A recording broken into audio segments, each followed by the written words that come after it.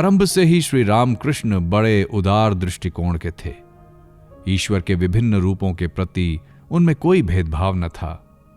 सत्य के एक पक्ष की अनुभूति उन्हें दूसरे पक्ष के प्रति अग्रसर होने के लिए उत्साहित करती थी, और जब तक सत्य के उस पक्ष की भी अनुभूति उन्हें न हो जाती, वे अविचलित निष्ठा के साथ उसके पीछे लगे रहते।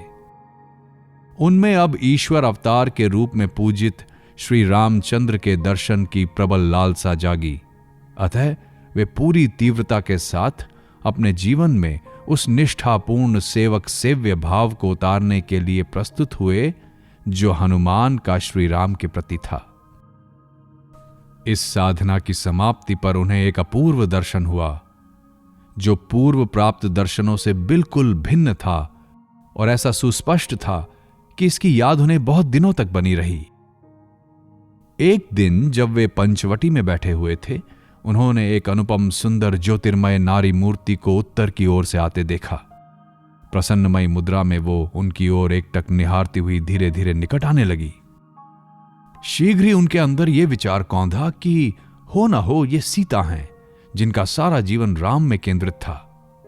इतने में वे आकर सहसा श्री रामकृष्ण की देह में प्रविष्ट हो गई, और महत्वपूर्ण बात यह हुई कि वे अपने होठों की मुस्कुराहट श्री रामकृष्ण को उत्तराधिकार के रूप में सौंप गईं। खुले नेत्रों से होने वाला उनका यह प्रथम दर्शन था। उस समय वे किसी का ध्यान भी नहीं कर रहे थे।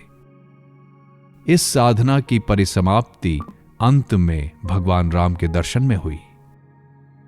इसी समय एक दिन शाम को श्री रामकृष्ण ने अपनी तालू में खुजलाहट सी महसूस की। 1 मिनट बाद उसमें से रक्त निकलने लगा। इस घटना का वर्णन करते हुए उन्होंने कहा था, रक्त का रंग सेम पत्ते के रस जैसा काला था।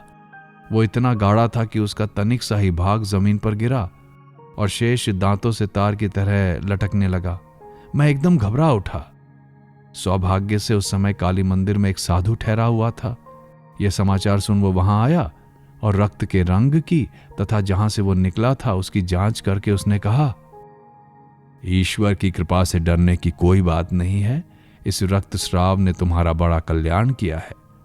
शायद तुम योग की साधना कर रहे थे, इससे तुम्हारी सुषुम्ना का द्वार खुल गया था और रक्त का प्रवाह सिर की ओर हो रहा था। यह बहुत अच्छा हुआ कि रक्त मस्तिष्क में ना जा तालू में मार्ग बनाकर बाहर निकला, अन्यथा तुम्हें जड़ समाधि हो जाती और वहां से तुम पुनः इस सामान्य चेतना भूमि में कभी न लौट पाते।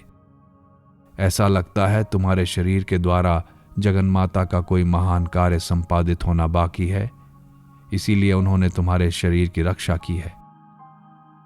उसके इन शब्दों से मेरी चिंता दूर हुई और शांति मिली। एक दिन श्री रामकृष्ण के चचेरे भाई हलधारी ने श्री रामकृष्ण की ईश्वरीय अनुभूतियों की सत्यता की कटु आलोचना की और शास्त्रों का उद्धरण देकर कहा कि ईश्वर मानवीय बुद्धि के परे हैं। इससे श्री रामकृष्ण के मन में बड़ी शंका उत्पन्न हुई। अपनी उस समय की भावनाओं का वर्णन उन्होंने अपने एक शिष्य स्वामी प्रेमानंद से करते हुए कहा था, मैंने रोते रोते मां से प्रार्थना की, मां, निरक्षर मूर्ख जान मुझे इस प्रकार ठग लेना क्या तेरे लिए उचित है? मेरी आंखों से आंसुओं की धारा बहने लगी। थोड़ी देर बाद मैंने देखा कि जमीन से कोहरा जैसा उठ रहा है और मेरे सामने की जगह उससे भर गई है। उसके मध्य से एक गौरवर्ण शांत तथा अनुपम भावपूर्ण मुखाकृति प्रकट हुई, जिसकी श्वेत दाढ़ी लहरा रही थी। उसने स्थिर दृष्टि से मेरी ओर देखते हुए गुरु गंभीर स्वर में कहा, अरे तू भावमुखी होकर रह। 3 बार ऐसा उच्चारण कर वो आकृति धीरे धीरे कोहरे में विलीन हो गई और कोहरा भी गायब हो गया। इस दर्शन से मुझे शांति मिली।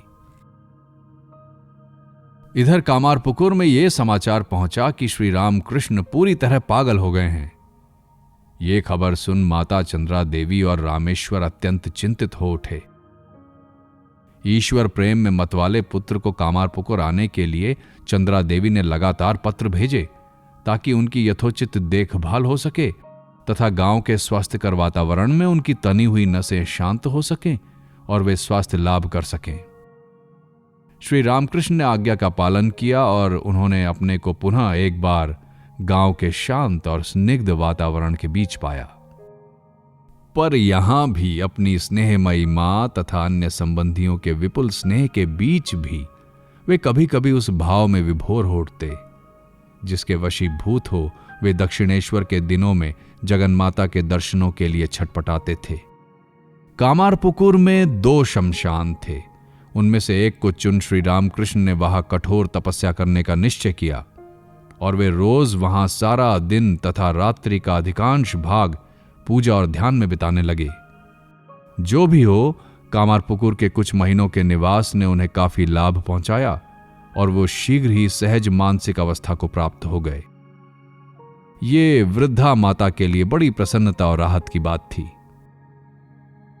अब श्री रामकृष्ण 23 वर्ष के हो चुके थे, पर फिर भी वे पहले की ही भांति समस्त सांसारिक विषयों के प्रति उदासीन थे।